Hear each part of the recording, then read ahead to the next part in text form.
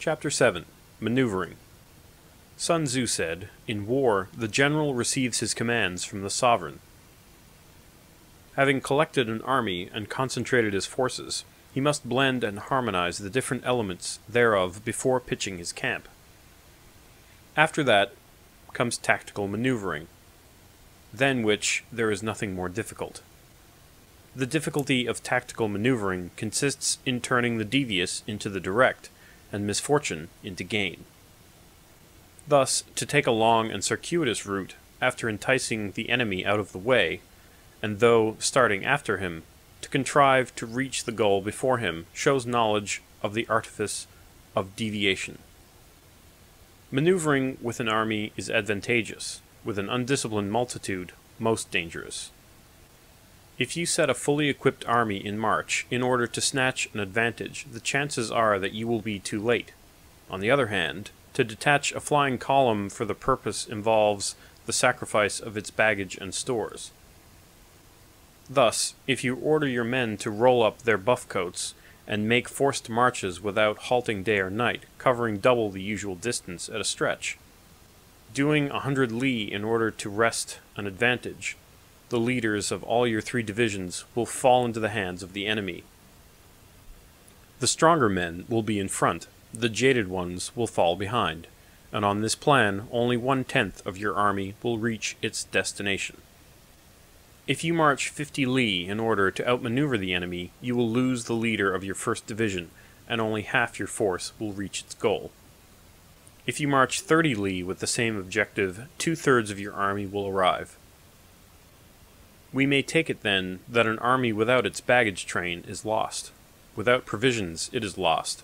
Without bases of supply it is lost. We cannot enter into alliances until we are acquainted with the designs of our neighbors. We are not fit to lead an army on the march unless we are familiar with the face of the country, its mountains and forests, its pitfalls and precipices, its marshes and swamps. We shall be unable to turn natural advantage to account unless we make use of local guides. In war, practice dissimulation, and you will succeed. Whether to concentrate or to divide your troops must be decided by circumstances. Let your rapidity be that of the wind, your compactness that of the forest. In raiding and plundering, be like fire, in immovability like a mountain. Let your plans be dark and impenetrable as night, and when you move, fall like a thunderbolt.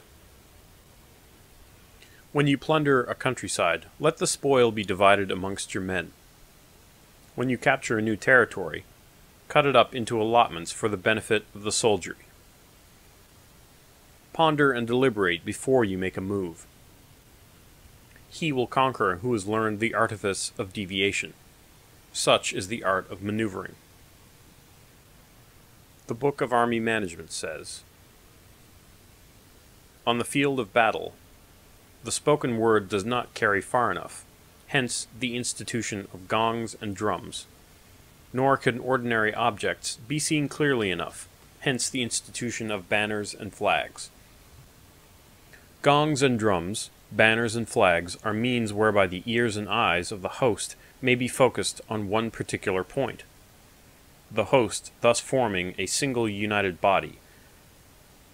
Is it impossible either for the brave to advance alone, or for the cowardly to retreat alone? This is the art of handling large masses of men.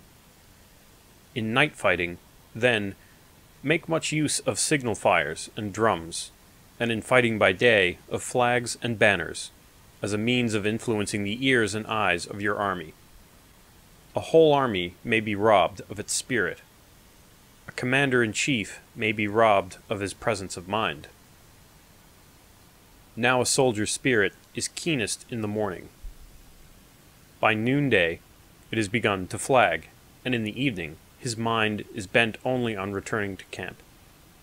A clever general therefore avoids an army when its spirit is keen, but attacks it when it is sluggish and inclined to return. This is the art of studying moods.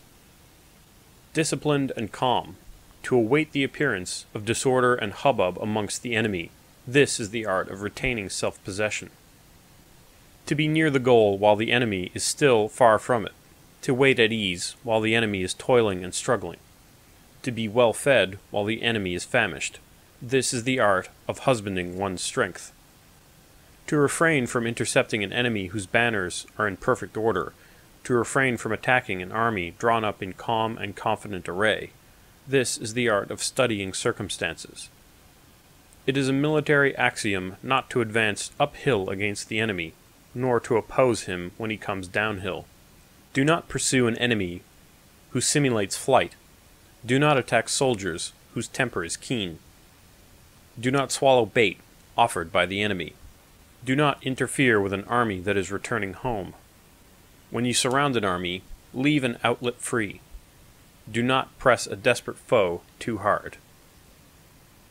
Such is the art of warfare. This concludes Chapter 7.